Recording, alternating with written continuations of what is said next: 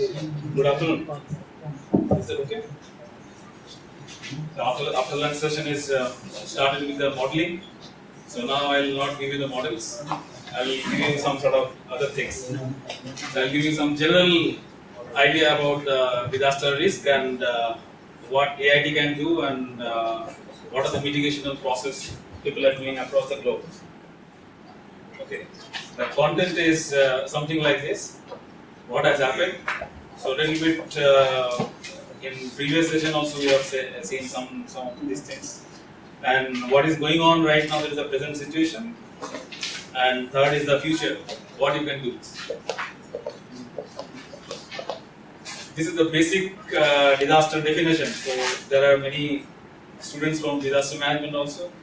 So they are almost bored about this definition. So we'll not read all these definitions. The primary thing is any activity which is disrupting our normal life is called disaster. Some small road accident could be disaster for one family, but not a disaster for the country or for the state. So it depends on the size of the incident. This is the normal disaster cycle. We all familiar with different type of cycles, like response, recovery, mitigation, and preparedness. In previous slides, you have seen some of the parts which is covered under this particular cycle. Okay, this is called disaster management cycle. If we are addressing all these aspects, then probably we are going to reduce the risk, and then that is called disaster risk reduction.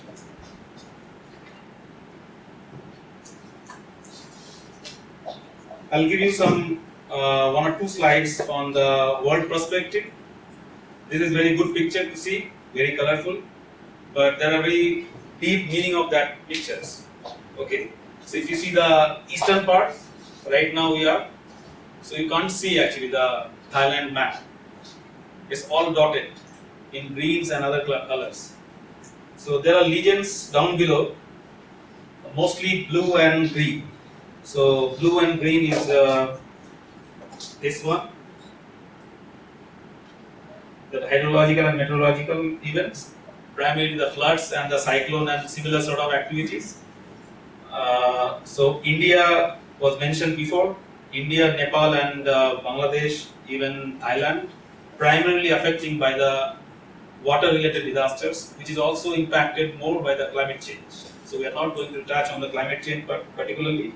But if you see the right hand side, the eastern part, that particular Asian countries are very much prone for the natural disasters, especially the water-related disasters. This is also, and the previous one we have mentioned is only for 1 year. It's only 2014. It's not the cumulative many years, it's only 1 year's data. Then this one is a little bit more about 30 years data. It's from some international agency. There also we can see the disaster effect from the hydrological incidents or more, like hydrological events. The point is, this is not the disaster management class, so why we are discussing these points?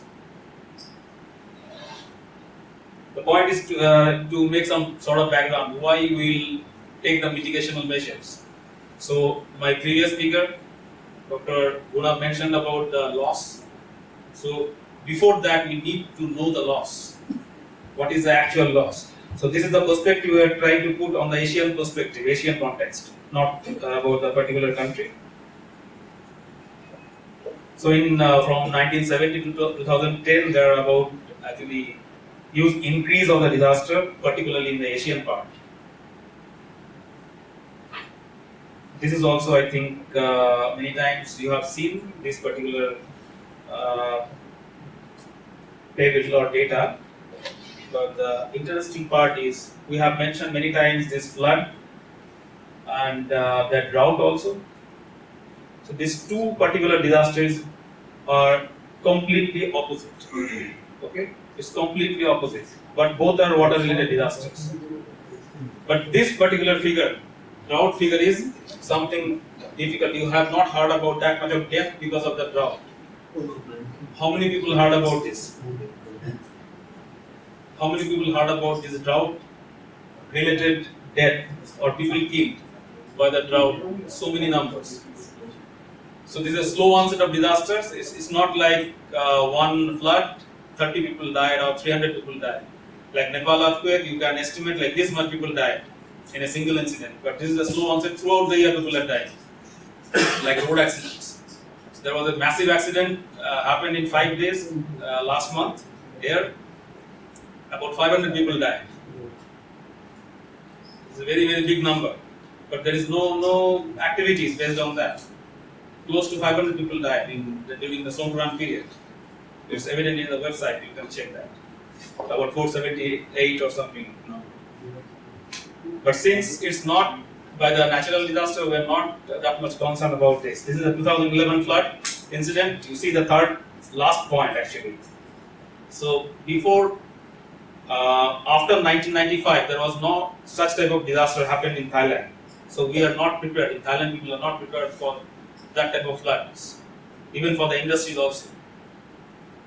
As for the World Bank estimate, this is the 4th highest costly disaster in terms of money.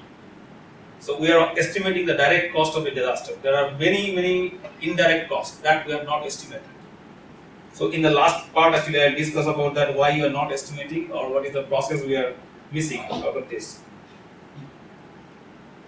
There are hazards we have discussed, like flood, earthquake, and volcanoes, and other drought and other things.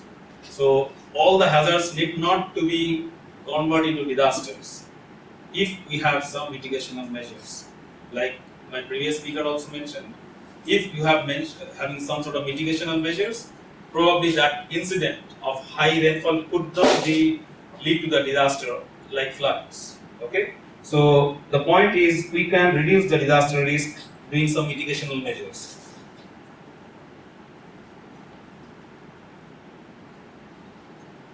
This is very common sort of equation we have seen. Risk is the factor of hazards and vulnerability. If we reduce the capacity and mitigation, it will reduce our risk. If we develop our capacity, if we increase the mitigational process, that we will reduce the risk of the different hazards. All these three combining together is to some extent called the exposure. And I love that picture. It's quite familiar. You might have seen being in Thailand this type of scenario, maybe both. Okay. So left part, just try to see the watch also. This clock showing 10 o'clock and this is 1 o'clock. Okay. Both the cases persons are same. One part is exposed to some hazards, another is not exposed. They have taken some sort of mitigational measures. Okay. So their vulnerability for some sort of disasters of skin burn or some sort of injury is less. So this is a simple example. We can reduce that. We can increase the capacity and mitigational process. The entire thing is called the exposure. We can reduce the exposure. In simple terms, the left side picture shows many sort of hazards or disaster also. There are multiple. Okay. Can you guess one or two? So after lunch is a brain game. Try to identify as much as disaster you can. How many is there? How many disasters are there? Or possible hazards or something? Can you tell the number? Just count it. Farming downtown series. Sorry? Farming downtown series. Hazard. I mean, what are the possible disasters could happen here? Numbers. 5. 7. Okay. So numbers are increasing.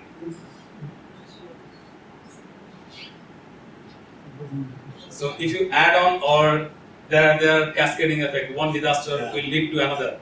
So exactly you cannot say the number, right? But there are at least something happen 5 or 6 without any cascading effect also, the linked effect, right? So hazards are persistent, like you cannot stop the rainfall, but suddenly we can stop the flood to happen. We cannot stop the storm surge, but we can protect the community having some mitigation of measures like dikes and other things, right? So these are the hazards. We cannot do much, but we can assess the hazard. Second part is the risk. We can estimate the future risk, and accordingly we can take measures. The risk is primarily depends on three things: nature of the hazard, what type of things going to happen, vulnerability of the elements which are affected or going to affect, and the third is the economic value of those elements. The disaster happening in the developing countries are low cost, having less costly, okay, and disasters in the developed country having higher cost. Why? Because the infrastructure in the developed countries are quite high cost.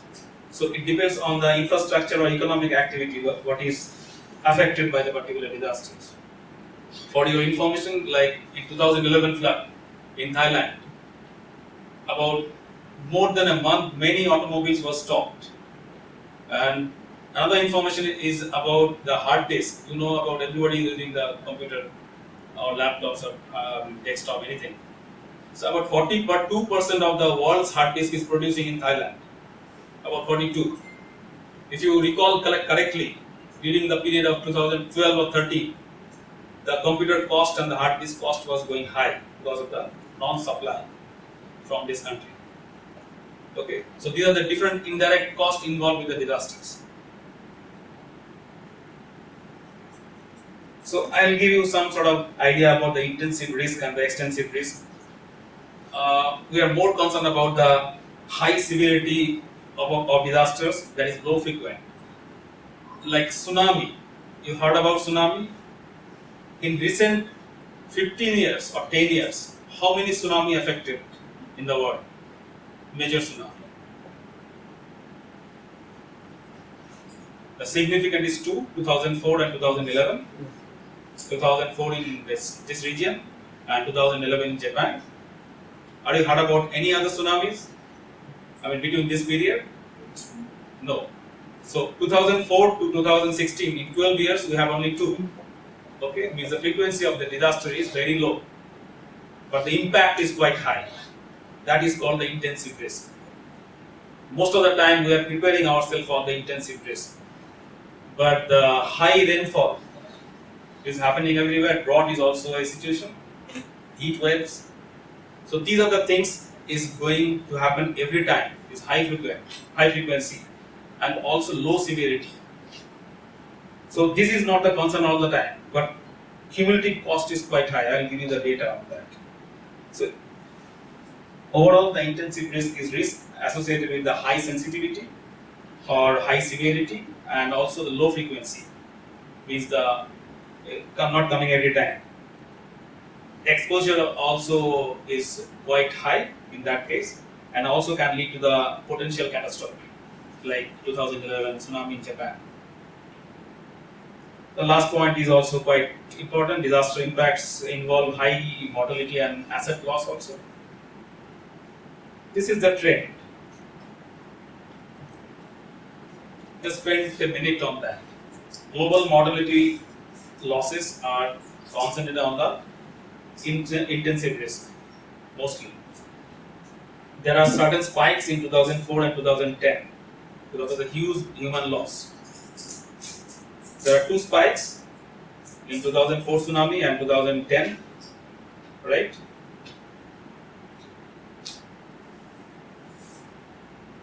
Because of the two spikes, the entire trend of the mortality is going high. It's not like the every disaster is causing very high sort of mortality throughout the year. Only because of two spikes, if you do the average out of the regression process, then it will get the trend line. If you see the dotted lines, that is giving the trend of the total mortality. So overall mortality is going high through the year because of certain spikes. Now comes the extensive risk is happening every year also. Some sort of disasters like inundation of the roads. Those who are here for a couple of years, For high rains, probably you have seen the road inundated in Bangkok areas and other areas also. Is city level flooding. Okay, so that's called urban flooding. The urban flooding is very frequent, not only in Bangkok, in many other cities. So that is called extensive risk. It's quite frequent, but it's not killing anyone. The mortality rate is very low, right? So the risk associated with this particular disaster is very low severity and also high frequency. But we are trying to concentrate our activities on the extensive risk right now. Most of the countries try to get some sort of mitigational measures to tackle that extensive risk, because we are facing more extensive risk than the intensive risk. Okay, because this is the frequency is more. 14% of the mortality is going for the small and recurrent events. 42% of the total economic loss is for the extensive risk. Okay, let me explain a little bit detail on that. Say for example, you have a flooding in the urban areas, so you cannot estimate, you will not get any insurance compensation because your shop is not closed. Because your shop is not closed, also not inundated, but your business is completely gone for a week. If you accumulate or the entire cost for the entire business for 7 days for all these business houses, the cumulative loss is very high than a big disaster. So that cost about 42% of the total economic loss of the country or for the entire business process. So most of the time the SMEs or the small and medium enterprises are affected more on that extensive risk. So what to do? We have any solutions for that? Till so far, we have not moved actually that much. Are you familiar with this? I got this cartoons from somewhere. I thought it's quite interesting and it's relevant also for us.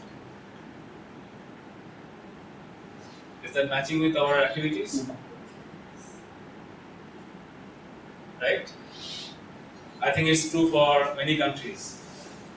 It's true for many countries. We have some sort of plans, but nobody have seen that plan, never.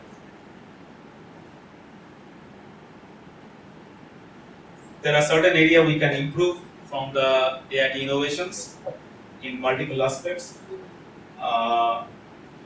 Developing research opportunity for the review the guidelines and the recent processes, whatever is in place, to modify that. The third point is the disaster risk assessment and management across the sector. That is a primary concern. Then the platform is also required to integrate the business house, educational institutes, and the different stakeholders who will use that, right? And the social science and natural science integration is also very much required. That part is a gap actually. In the previous discussion, if you can recall, sorry, I'm referring you to these activities. I mean that. So you mentioned about the concern for the NGOs will be more concerned about the depth of the flood if you publish that entire reports, right? We could save that life if we incorporate these mitigational measures for that particular modeling process, okay, to optimize the reservoir release and all. So there is a gap between the social science and the natural science, means the physics and the, all the technical things is the natural science, comes under natural science. So we have models, and also you rightly mentioned we have published many things, say for example we have about 5 posters here. How many of that applications are going to the field for real application, right? We have probabilistic model, we have deterministic model also, but how that probabilistic model will act on the ground, there is a gap. We are developing that model, but we have not verified that model on the ground, how it's linked with the community. So there is a social science and natural science gap. Okay, this is a worldwide problem. It's not our problem. I mean, for the particular country. Then the private sector involvement is also necessary. And the last one is most important component is a market opportunity. Yesterday I came back from the southern province of Thailand, just trying to get some data from the district and the province also related to some sort of risk perception about the data, about the district and the province. Okay. So surprisingly, the entire province don't have any idea about the risk insurance, even the crop. Even the crop insurance also don't have any ideas. Okay. So we need to incorporate that insurance house or some sort of risk insurance process in the picture. That is not very much popular. The entire world having about 2% insured for that region, like developed country having about 10%, developing country the data is about 1 to 2% people are insured. Okay. These are the activities as a whole AIT is doing, including the consulting or the solution, AIT solution. So this is for the outside AITs, person who has come from outside AIT. So to increase your knowledge base for the AIT's activity, so AIT has done this type of different activity on the disaster risk mitigation. Okay, it starts with the building codes review. It is for the entire region, not for Thailand only, including Nepal also. These are the different other area also we can have some expertise. Some of our selected partners for the academic collaboration. Okay, so I'll stop here. I think enough of the theoretical part, but theory should be incorporated in the practical. Thank you.